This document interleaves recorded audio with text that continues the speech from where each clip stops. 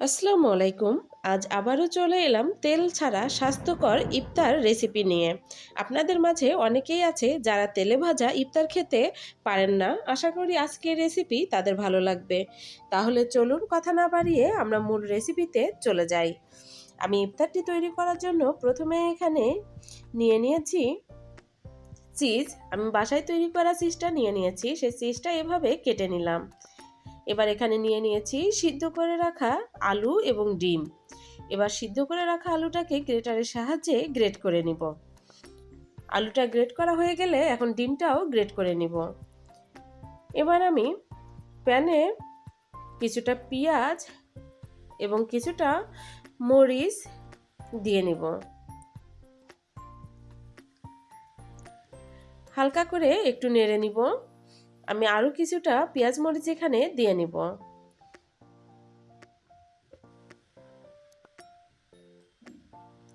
সবটুকু পেঁয়াজ মরিচ দিয়ে নেওয়া হয়ে গেলে এখন আমি চামচের সাহায্যে কিছু সময় নেড়ে দিব।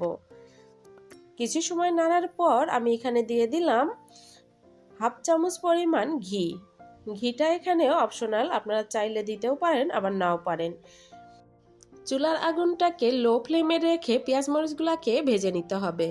ঠিক পেঁয়াজ মরিচের কালার যখন এমন হয়ে আসবে তখন বুঝে যাবেন যে পেঁয়াজ মরিচগুলো ভেজে নেওয়া হয়ে গেছে। এখন আমি পেঁয়াজ মরিচগুলো উঠিয়ে রেখে দিচ্ছি। এবার প্যানে দিয়ে দিলাম 1 কাপ পরিমাণ বেসন।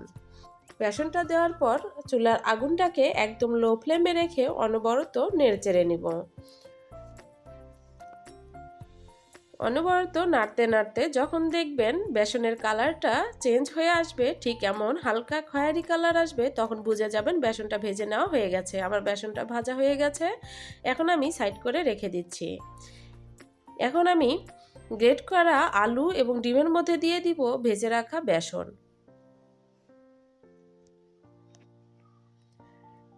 এর ভিতর দিয়ে দিব আমরা যে পেঁয়াজ মরিচটা ভেজে রেখেছিলাম সেই পেঁয়াজ মরিচটা। এখানে ঝালটা আপনারা আপনাদের পছন্দ মতো দিতে পারেন। এরপর দিয়ে দিব 1 টেবিল চামচ পরিমাণ টমেটো সস। টমেটো সসটা দিলে ইফতারটা খেতে বেশ ভালো লাগে। এবার দিয়ে দিব হাফ চামচের কম লবণ অথবা স্বাদ মতো। এবার সবগুলো উপকরণ দেওয়া হয়ে গেলে আমি খুব ভালোভাবে সবগুলো উপকরণ মিশিয়ে নিব।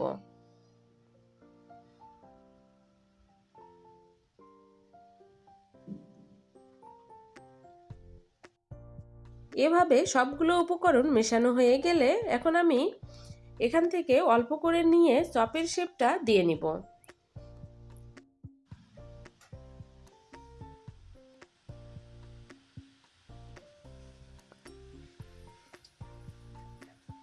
এভাবে করে নিয়ে এখন আমি মাছ বরাবর দিয়ে নিব আমরা যে চিজটা কেটে রেখেছিলাম সেই চিজটা দেওয়ার পর এর উপর দিয়ে দিয়ে দিব চপের মিশ্রণটা। এবার হাতের তালুর সাহায্যে চেপে চেপে চপের শেপটা দিয়ে নিব।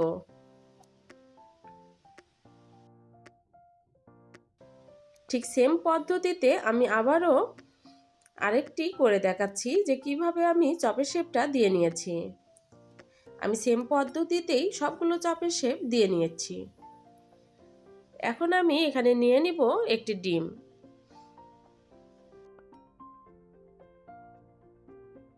এবার খুব ভালোভাবে ফেটিয়ে নিব। ডিমটা ফেটিয়ে নেওয়া হয়ে গেলে এখন আমি একটা করে চপ নিয়ে ডিমের মিশ্রণে দিয়ে সেখান থেকে তুলে আমি এখানে ব্রেড ক্রাম্ব নিয়েছি, তার ভিতর দিয়ে এভাবে কোট করে নিব। ব্রেড ক্রাম্বটা দোকানে কিনতে পাওয়া যায়, আবার আপনারা চাইলেও রুটিটাকে গুঁড়ো করে নিয়ে ভেজে নিতে পারেন, আবার টোস্টকেও গুঁড়া করে নিয়ে তৈরি করে নিতে পারেন। এভাবেই আমি সবগুলো চপ কোট করে নিব। আমার কোট করে নেওয়া হয়ে গেছে। এখন আমি ভাজতে চলে যাব। চুলায় আমি প্যান বসিয়ে দিয়েছি এবং চুলার আগুনটাকে একদম লো ফ্লেমে রেখে চপগুলাকে ভেজে নিতে হবে। চুলার আগুনটাকে বাড়িয়ে চপগুলাকে কোনোভাবেই ভেজে নেওয়া যাবে না, তখন পুড়ে যাবে, ভিতর থেকে চিজটা গলবে না, তখন আর খেতে ভালো লাগবে না। তাই অবশ্যই চুলার আগুনটাকে একদম লো ফ্লেমে রেখে ভেজে নিতে হবে। এবার চুলার আগুনটাকে লো ফ্লেমে রেখে কিছু সময় অপেক্ষা করার পর আমি এভাবে উল্টিয়ে দিচ্ছি সবগুলো। দেখুন একটু একটু করে কালার এসে যাচ্ছে। অনবরত উল্টিয়ে পাল্টিয়ে চপগুলোকে ভেজে নিতে হবে। আমি আবারও চপগুলো উল্টিয়ে দিলাম। এভাবে 2-3 বার উল্টিয়ে দিলেই চপগুলো ভেজে নেওয়া হয়ে যাবে। আমি 2-3 বার উল্টিয়ে পাল্টিয়ে চপগুলোকে ভেজে নিয়েছি। আমার চপগুলো ভেজে নেওয়া হয়ে গেছে। এখন আমি আপনাদেরকে পরিবেশন করে দেখিয়ে দিচ্ছি।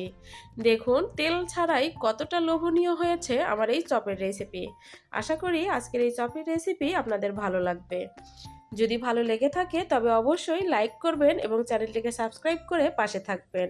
এবং পরবর্তীতে যদি আপনি আবারও তেল ছাড়া কোনো ইফতার রেসিপি দেখতে চান তবে অবশ্যই কমেন্ট করে জানিয়ে যাবেন। আমি চেষ্টা করব সেই অনুযায়ী আপনাদের মাঝে রেসিপি দেয়ার। সবাই ভালো থাকবেন, আমার জন্য দোয়া রাখবেন। আল্লাহ হাফেজ।